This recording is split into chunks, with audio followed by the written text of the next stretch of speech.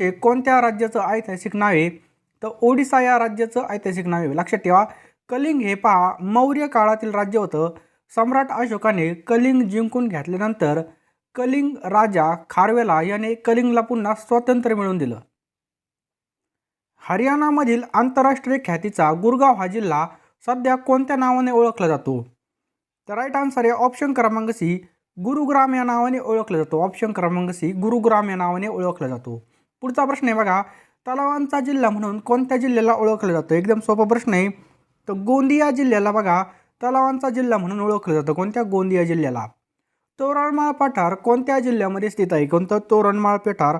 तर हे नंदुरबार या ठिकाणी स्थित आहे. खूप खूप महत्त्वाचा प्रश्न आहे, रिपीट होणारे प्रश्न आहेत बघा, त्यामुळे काळजीपूर्वक नुसते हेडफोन घालून ऐकले तरी काफी आहे. महाराष्ट्रात हरिहरेश्वर कशासाठी प्रसिद्ध आहे? तर महाराष्ट्रातील हरिहरेश्वर हे समुद्र किनाऱ्यासाठी प्रसिद्ध आहे. ऑप्शन क्रमांक सी, समुद्र किनाऱ्यासाठी प्रसिद्ध आहे. कोणती खाडी महाराष्ट्र राज्याचं आणि कोकण किनारपट्टीचं अगदी दक्षिणेकडील टोक आहे? कोणती खाडी ती? तर ऑप्शन क्रमांक आहे तेरेखोल खाडी. लक्षात ठेवा, तेरेखोल खाडी ही महाराष्ट्र आणि कोकण किनारपट्टीचं अतिशय दक्षिणेकडील टोक आहे. अनेक वेळेस परीक्षेला रिपीट झालेला प्रश्न आहे, कोणती नदी बघा अरबी महासागराला जाऊन मिळते? तर आपल्या सर्वांना माहीत पाहिजे, नर्मदा नदी बघा ही अरबी महासागराला जाऊन मिळते. कोणती? नर्मदा नदी. पुढचा प्रश्न आहे, ॲल्युमिनियम हे कोणत्या खनिजापासून बनवलं जातं? कोणतं? ॲल्युमिनियम हे कोणत्या खनिजापासून बनवलं जातं?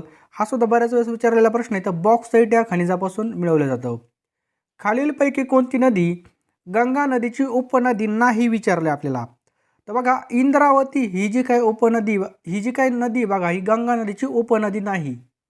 Tata iron and still company Jamshedpur हे कोणत्या नदीवरती आहे? तर लक्षात ठेवा, सुवर्णरेखा. ऑप्शन क्रमांक सी, सुवर्णरेखा नदीवरती स्थित आहे.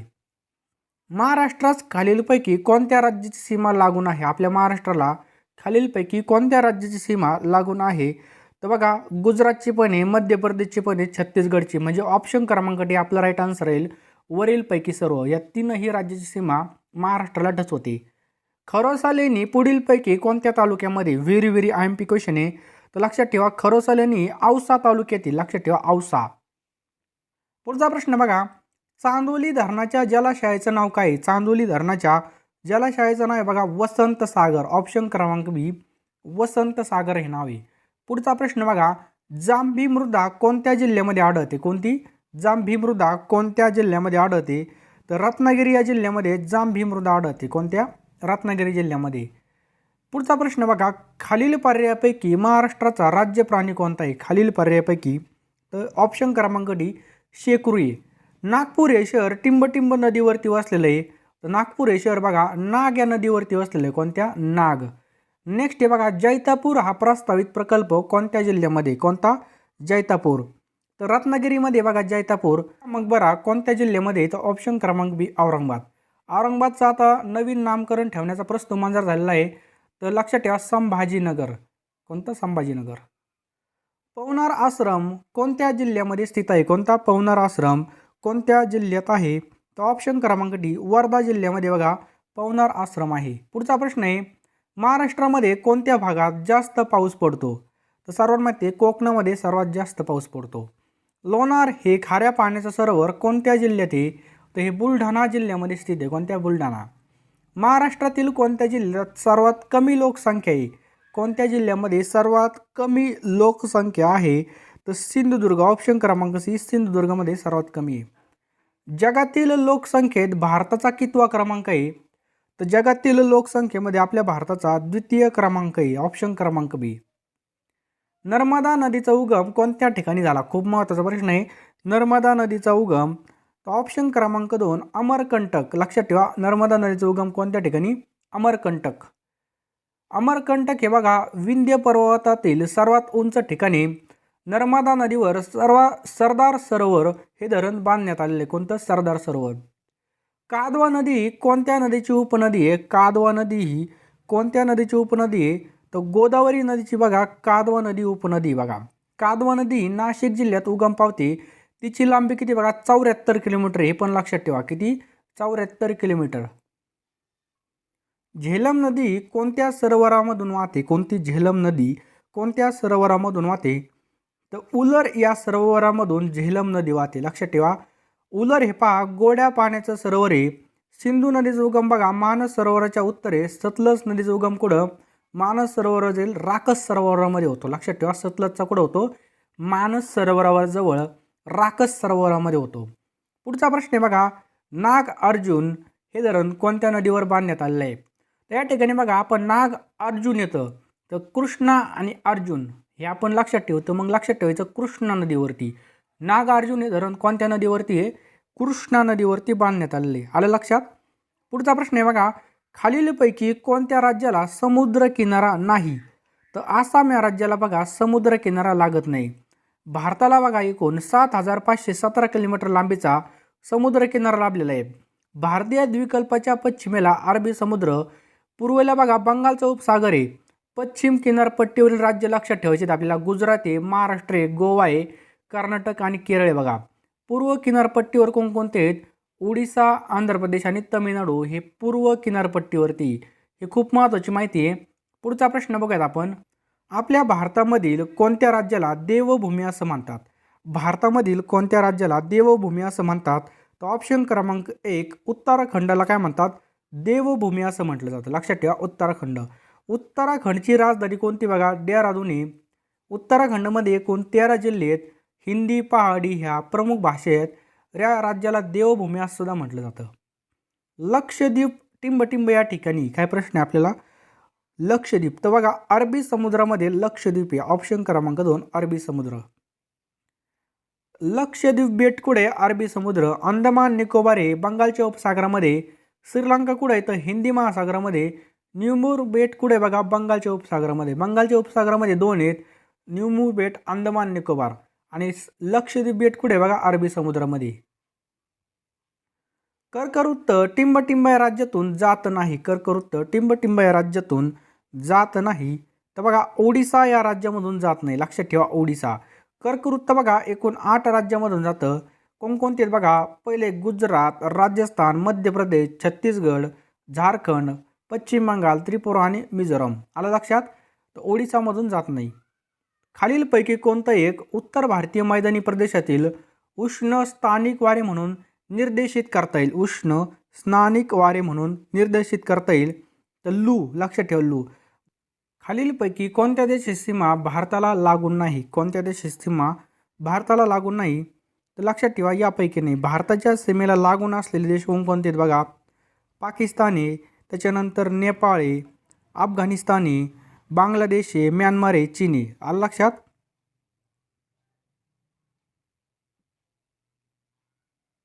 तर पुन्हा एकदा रिव्हिजन मारूयात. भारताच्या सीमेला लागून असलेले देश कोणते आहेत, पाकिस्तान, नेपाळ, भूतान, बांगलादेश, म्यानमार, चीन, अफगाणिस्तान. अफगाणिस्तानची सर्वात कमी लांबी आहे. पुढचा प्रश्न आहे बघा, सेतू समुद्रम प्रकल्प जे काही प्रकल्प आहे त्या प्रकल्पामुळे पालची सामुद्रधुनी आणि टिंबटिंबचे आखात जोडलं जाईल. तर मन्नारचे आखात जोडलं जाईल. लक्षात ठेवा मन्नारचा आखात. खंबातचे आखात व कच्छचे आखात हे गुजरात राज्याच्या समुद्र किनारपट्टीला आहे.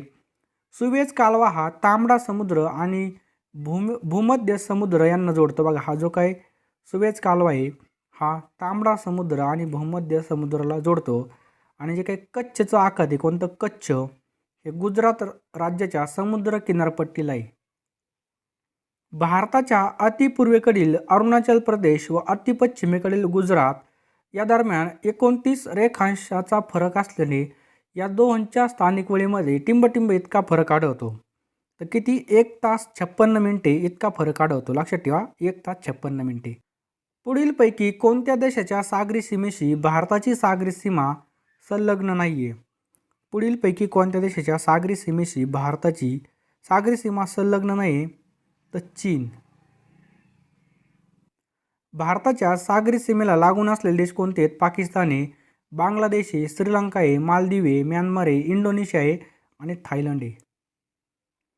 इंदिरा पॉईंट हे कोणत्या बेटावरती, इंदिरा पॉईंट हे कोणत्या बेटावरती आहे, तर हे निकोबार बेटावरती. कोणतं, इंदिरा पॉईंट हे निकोबार बेटावरती.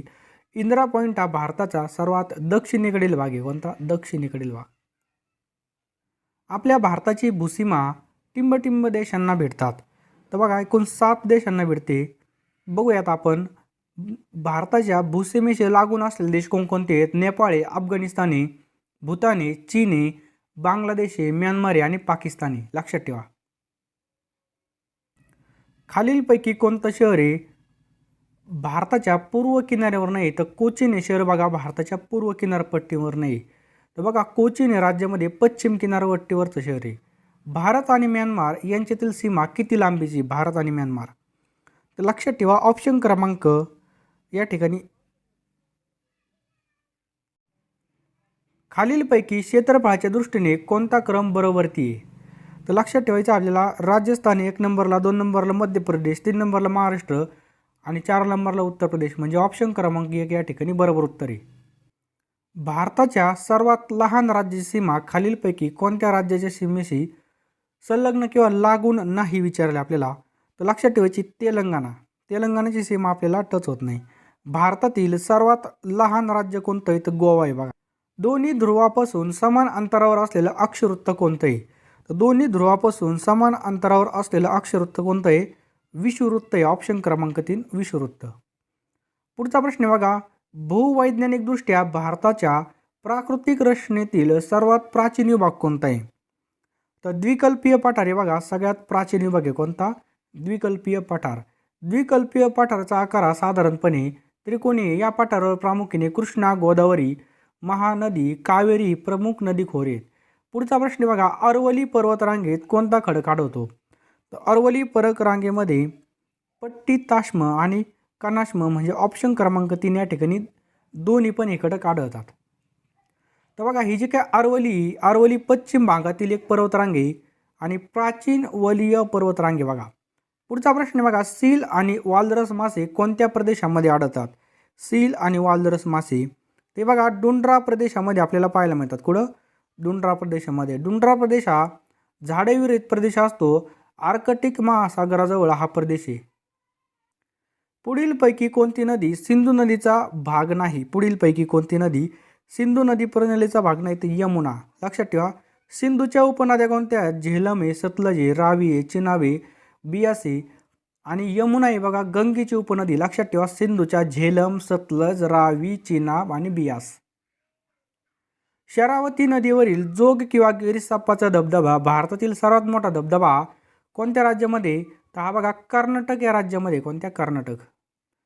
जोग धबधबा हा बघा कर्नाटकतील सागर या ठिकाणी बघा. त्याची एकूण उंची किती आहे? 253 मीटर आहे आणि 829 फूट आहे. हा भारतामधील दुसरा आणि जगातील 13वा उंच धबधबा आहे. लक्षात ठेवा. लाव्हारसापासून बनलेल्या खडकांना काय म्हणतात? लाव्हारसापासून बनलेल्या खडकांना काय म्हणतात? तर अग्नीच खडक असं म्हणतात. ऑप्शन क्रमांक 1 अग्नीच खडक. ज्वालामुखीतून बाहेर पडलेला लावा थंड होऊन अग्निजन्य खडक तयार होतो. महाराष्ट्रामधील बेसाल्ट खडक हा अग्निजन्य खडक आहे. हे पण लक्षात ठेवा.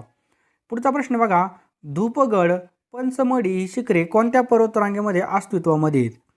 तर लक्षात ठेवायचं आहे आपल्याला सातपुडा. ऑप्शन क्रमांक 2 धूपगड, पंचमढी शिखरे कोणत्या पर्वतरांगेमध्ये? तर सातपुडा. सातपुडा पर्वतरांग महाराष्ट्र आणि मध्य प्रदेश या 2 राज्यामध्ये पसरलेली आणि तापी व नर्मदा या नद्या पर्वतरांगेमधून वाहतात. याच भारतातील सर्वात मोठं खाऱ्या पाण्याचं सरोवर कोणतं आहे? तर चिल्का ओडिसामधलं भारतातील सर्वात मोठं खाऱ्या पाण्याचं सरोवर आहे. महाराष्ट्रामधील लोणार सरोवर हे उल्कापातामुळे तयार झालेलं सरोवर आहे आणि केरळमधील वेंबनाड सरोवरालाच कायलास असं सुद्धा म्हटलं जातं. मांजरा पठार कोणत्या भागामध्ये? कोणतं? तर हे बघा मराठवाडा भागामध्ये मांजरा पठार आहे.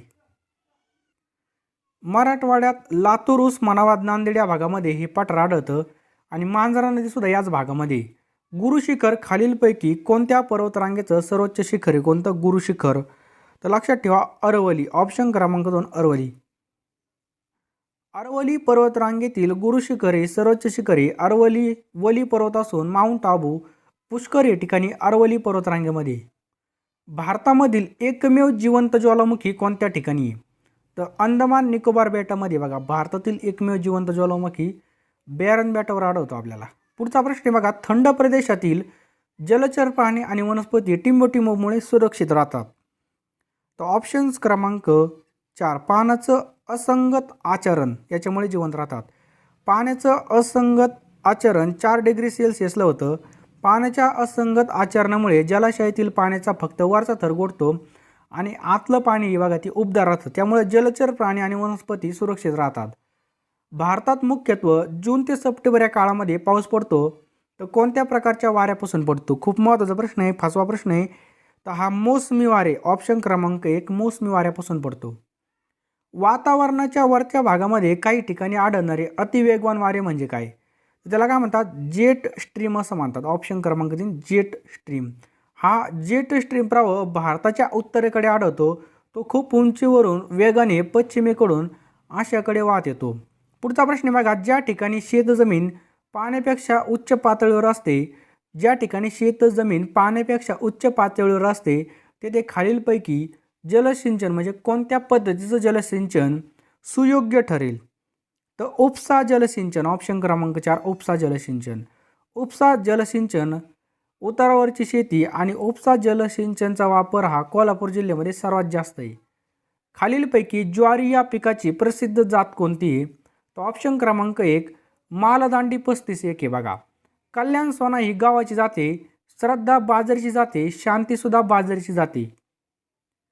वरलक्ष्मी लक्ष्मी या खालीलपैकी कोणत्या पिकाच्या जातीत? वरलक्ष्मी लक्ष्मी या खालीलपैकी कोणत्या पिकाच्या जाती आहेत?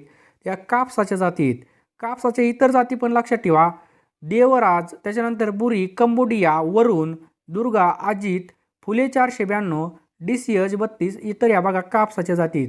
स्क्रीनशॉट मारून ठेवा. जंगल मृदा कोणत्या रंगाची असते? जंगल मृदा ती गडद तापकिरी रंगाची असते, हे पण लक्षात ठेवा.